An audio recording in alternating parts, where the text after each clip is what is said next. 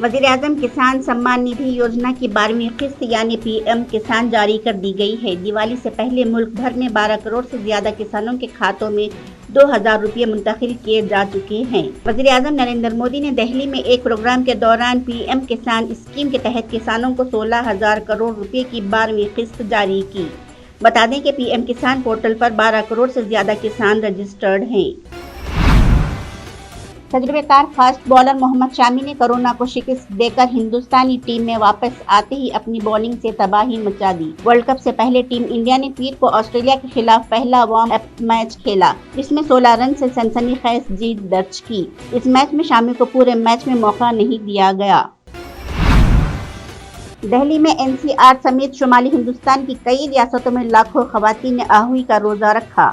ये रोजा बच्चों की खुशी और तरक्की के लिए रखा गया है। हिंदू कैलेंडर के मुताबिक आहूई का रोजा कार्तिक कृष्ण अष्टमी को पीर की सुबह 9:32 पर रखा गया है और अगले दिन यानी 18 अक्टूबर मंगल की सुबह 11:57 पर खत्म होगा।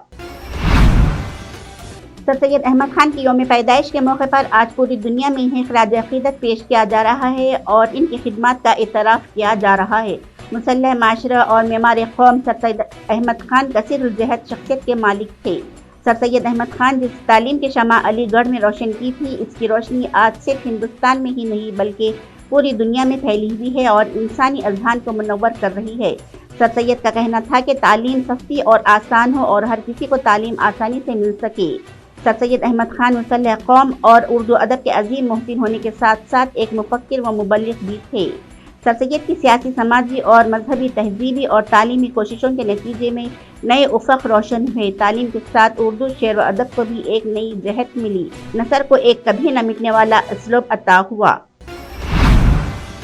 फुटबॉल में 17 साल तक की खवातीन के फीफा आलमी कप में आज भारत का मुकाबला ग्रुप A के अपने आखिरी मैच में ब्राजील से होगा।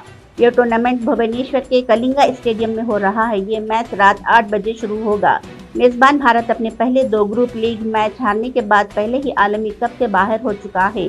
अमेरिका ने भारतीय खवातीन को 8-0 से जबकि मराकश ने 3-0 से हराया था। मगरबी बंगाल के वजीर आला ममता बनर्जी ने सौरव गंगोली को ICC के सदर के ओहदे के लिए लड़ने की वकालत की है। बनर्जी ने कहा कि मैं वजीर आजम से अपील करती हूं कि वो इस बात को यकीनी बनाएं कि गंगोली को ICC इलेक्शन लड़ने की इजाज़त दी जाए।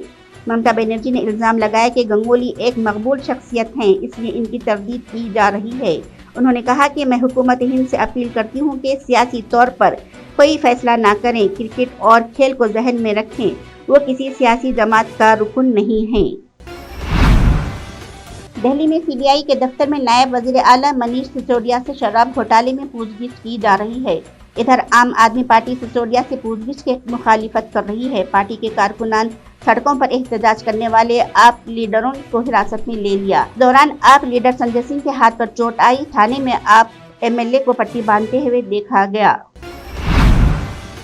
मुल्क के सबसे बड़े पब्लिक के sector bank state bank of India के सार्फिन के लिए चौंका देने वाली खबर है। अब लोन लेना महंगा हो जाएगा और नए SBI भी बढ़ेगी। दरअसल EMI के पुराने सार्फिन SBI और फेडरल बैंक ने अपने सार्फिन को बड़ा झटका दिया है। बैंक ने मुख्तलिफ मुद्दती कर्जों के लिए मार्जिनल लागत मबनी कर्जे की 25 बेसिस पॉइंट्स तक में MCLR शरह में इजाफे का ऐलान किया। आपको बताते चले कि इससे पहले जून, जुलाई और अगस्त में मुसलसिल MCLR में इजाफा किया था। मगरबी बंगाल के वजीर आला ममता बनर्जी ने सौरव गंगोली को ICC के सदर के ओहदे के लिए लड़ने की वकालत की है। बनर्जी ने कहा कि मैं वजीर आजम से अपील करती हूँ कि वो इस बात को यकीनी बनाएं कि गंगोली को ICC इलेक्शन लड़ने की इजाज़त दी जाए। ममता बनर्जी ने इल्ज़ाम लगाया कि गंगोली एक मकबूल शख्सियत हैं, इसलिए इनकी तरदीद की जा रही है। उन्होंने कहा कि मैं हुकूमत हिंद से अपील करती हूँ कि सियासी तौर पर कोई फैसला ना करें, क्रिकेट और खेल को जहन में रखें।